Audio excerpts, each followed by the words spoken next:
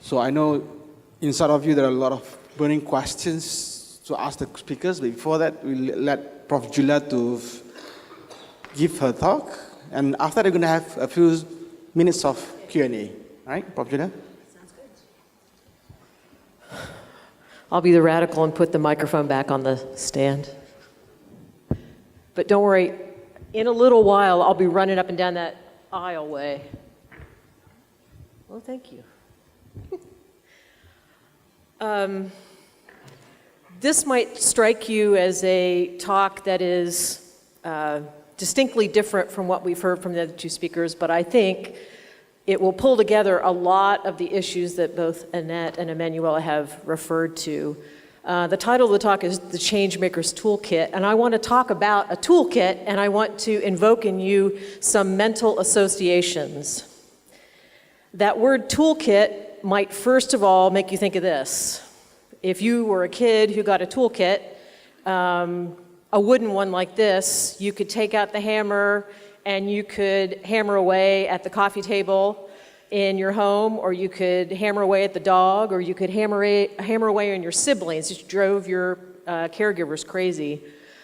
But the process of going to college and deciding on a major, becoming an engineer, a mathematician, or a scientist is really about acquiring a new specialized toolkit. And each discipline requires a different one. So I pulled some pictures of toolkits, because they're out there. The ME toolkit with wrenches and pliers, the EE toolkit that allows you to make breadboards and circuits. Don't worry, chemists, I got you covered with some glassware here. Biologists have their own toolkit.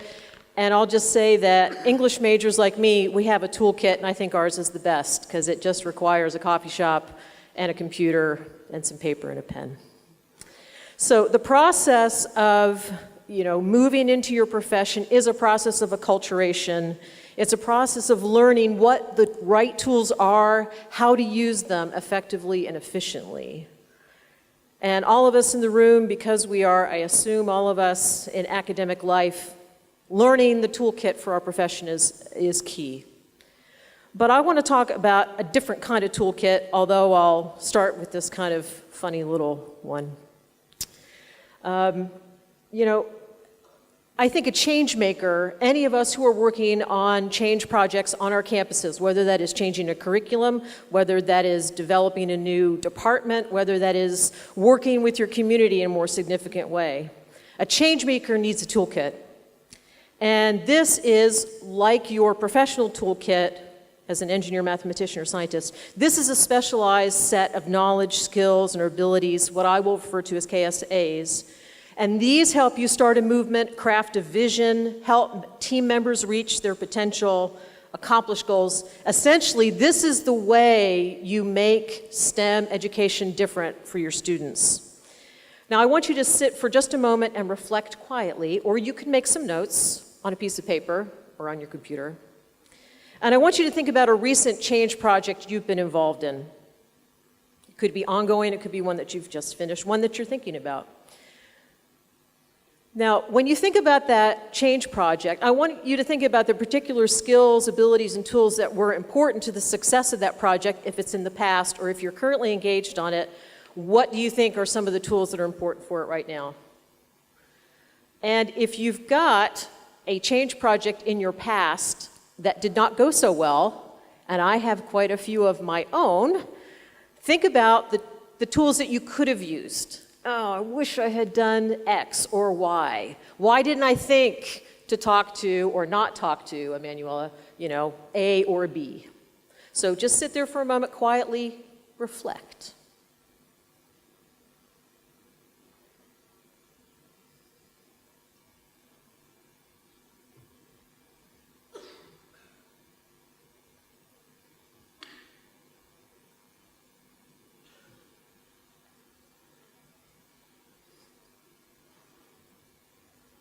And then I want you to turn to someone who's near you and just exchange a few ideas about the tools, the toolkit that might have helped you as a change maker, all right? And I'll give you another minute or so to think about, to talk to your neighbor about that. Make sure to introduce yourself first. Hello, my name is...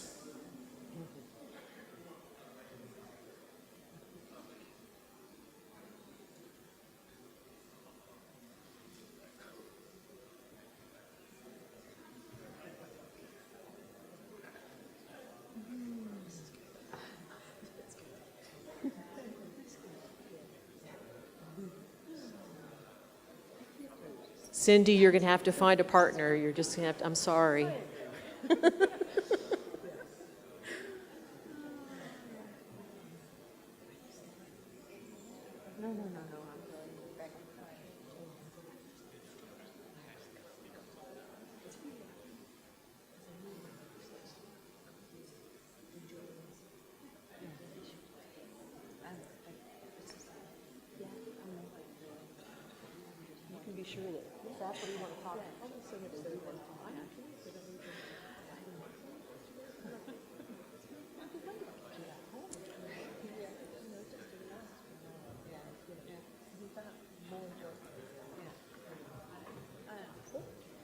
Okay. Now, be assured, this is just the beginning of conversations you're going to have with people around you. But right now, you probably would like me to turn to this little graphic of the toolkit and start taking out the hammer and replace it with the Changemakers, super hammer or the Changemakers level. I'm not going to do that. But I am going to ask a question about what are the competencies, what are the knowledge, skills, and abilities that need to be in the toolkit, and how do we know that they're the right ones? Luckily, there is a research literature about the study of change, what's worked, what's not. And what we're going to have to do, though, is look beyond our own disciplinary divides. We're going to have to look at other fields like organizational psychology, and we're going to have to look at science education. We're going to have to look over that customary wall that we're used to staying, and the answers will, I think, be there. And so all of this kind of reflects back on a project I'm currently engaged in, the Revolutionizing Engineering and Computer Science Departments project, funded by the National Science Foundation in the United States. This is a multi-year project which has now funded 19 institutions to conduct big change projects focused mostly on the second and third year of engineering education. Now, these red projects are located at a variety of schools, a variety of types. They are private, they're public, they are research one, they are small and specialized. And the idea is the NSF is going to fund these 19 schools to do these projects, and they will become models for change, hopefully across the United States. Now, there's one key difference, I think, with the RED project that distinguishes it from earlier NSF projects to try to change engineering education. They have funded a parallel project, which we're calling the RED Participatory Action Project, that is studying with and doing participatory research with these RED teams to figure out how they're going about their change projects. What's working, what's not, why. And from that, we're trying to derive, in a research-based practice, how we can gather up that information, share it with others, and hopefully change the likelihood of success with these change projects. And this secondary parallel funded project, which I called REDPAR, is based on work that we've done at Rose-Hulman since 2012. On our campus, some of us have been engaged in change projects that have worked and change projects that have failed miserably. And I am proud to own my failures. And the things that I did wrong, I would like you not to do those. I would like you to make other kinds of mistakes. But a group of us got together, about 10 of us, all different disciplines, all different backgrounds, all different level of tenured, untenured, and we tried to come to some ideas about what works in terms of a changemaker set of tools. We based the pedagogy that we developed and the curriculum that we've been teaching on research literature. Rather than just making stuff up, we went to the research literature, but from very, very different fields. And because we are teachers at our core, at Rose-Hulman we are a teaching-focused institution, we are not a research-focused institution, we thought we can look at the literature and we can teach it to others. So we've devised a 3-day workshop. The focus is on the change maker, him or herself. They work on their own project for 3 days. They learn a set of tools, starting with knowing themselves first. And then they use that toolkit to then plan out change that they want to make and take that back with them to their own campus. We've found in talking to those who attend our workshops on our Rose-Hulman campus, as well as the people that we have brought mock to across the United States and come to Malaysia to give the mock workshop here and go to Singapore, we have found that people find these tools quite useful and applicable to their own situations. So, we were invited by the officers at NSF to come up with a parallel support function for the red teams. And because we are not researchers, as I said, we partnered with the University of Washington's Center for Evaluation and Research for STEM Equity. So the researchers there are the ones who are helping us gather the data, conduct the interviews, synthesize what we're learning about what the red teams are going through. And we're very happy with this partnership. It's been very enlightening for us as teachers to see the different perspective that these researchers have on the work that we do. So what are we finding out right now about the Red PAR project? I think what we're coming to is a real understanding that we are at a moment of important transformation. We're focusing on the core problem, which is the relatively low success rate of major change projects in academic settings. Now, this situation is a very important problem to contend with because we're losing time, effort, social capital, student outcomes, and fiscal resources, all because we embark on these change projects and they don't do what we want them to do, or they fail, and people get frustrated. I think some of you know what I'm talking about.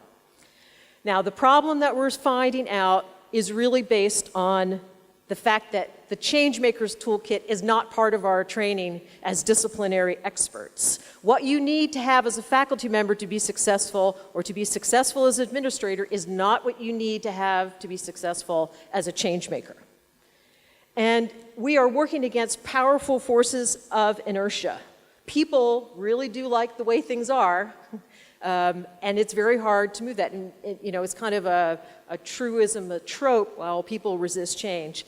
Often, it's because as change makers, we don't know how to match the strategy to the change we want to make. So as long as we can't contend with this problem, we're going to struggle. So let's stop struggling and let's see if we can put together this different kind of toolkit. The research we've conducted thus far, and now we're in the third year of this project, is pointing toward some very important changes that we can make in terms of identifying the tools in the toolkit. And these are pictures from the RED PI meeting that we've conducted now every summer since 2015. I'm going to focus on 3 of these today, and then the activity that we do a little later on is going to help you focus on one of them.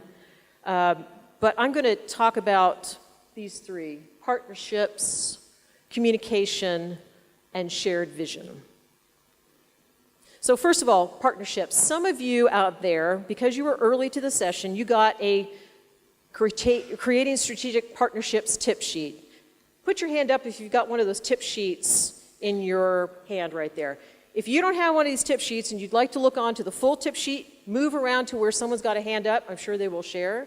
I'm just going to show you a snippet right here. No one's moving. Okay, that's all right. We'll talk about it and then we'll go on. So this tip sheet is really a way to access the research findings that we've already been working on with relationship to strategic partnerships. Partnerships are emerging from the RED work as a very key way that they can move their projects forward, and they're going to have to think about partnerships in a very different way. On that tip sheet, there are suggestions about understanding what's in it for the partner and seeing your project from the partner's point of view. Because partnerships often, for us, I think about it as, what are you going to do for me? Rather than, what do you think of my project and what do you see in it that maybe I don't see from my own perspective? So we've used this tip sheet in order to help Arizona State University create their own strategic partnership map. And this map begins in the upper right-hand corner with their core RED team, and then it kind of radiates out as they think about other potential partners who could be important for the success of their project. They start, of course, in their engineering college. Well, I'm pointing at this, but I should point at this. They start in their engineering college, but then they look further out. A potential partner for their project could be the academic advisors, could be the Office of Marketing and Communication. Thinking about their partnerships from this radically different perspective means that they have to really look over the wall and see what's going on in the rest of campus. And it radiates out even farther into things like their industrial partners, NSF, engineering peers, and other thought leaders. So the second tip sheet, and also there are copies of this around, is about communication. And it's not a coincidence that there's an English major working on this project and there's a lot of focus on communication. It's true. I mean, communication is bubbling up from these red teams as one of their key responsibilities. And I like this tip sheet because it doesn't just give you a generic recommendation, be a good communicator. Communicate effectively. It says, here are specific things you're going to need to do, like develop a set of talking points, have your team develop an elevator pitch, key in on important metaphors, and this is the Iowa State team who brought to the Red PI meeting their key metaphor, which is, their project is called RIDE, and so they're interested in cross-functional teams, and so they came with these squishy bikes and they gave them to everyone. This is something that carries them through lots of talking points and lots of elevator pitches. All right? Now we're going to work in just a little while about on your change lexicon. That's going to be our activity, but I just want to talk just a little bit more about shared vision. If you're familiar with the work of Adriana Kezar, she is a powerhouse in understanding how colleges change. And her work inspired us to think about the vision for a project. In many cases, red teams came up with a core group who developed a vision for a project, and then as soon as it went outside of their initial team, they were surprised that people didn't understand their vision or wanted their vision to change. In fact, it probably had to change in order to get buy-in from other people. So the shared vision process is really an act of going beyond buy-in. It's an act of co-orientation. Stakeholders join the project as full partners rather than just nominal partners. The red teams are going out to talk to the people who really are going to be important for their project. All right, so let me just sum up here with some of our important research questions. How can academic departments successfully change? What are the lessons we can draw from their experience to increase the success of change? And what are the features of the change experience that are most notable? I can probably add number 4. Let's start assembling the Changemakers Toolkit. Okay? So that's what I have, and we'll do some questions.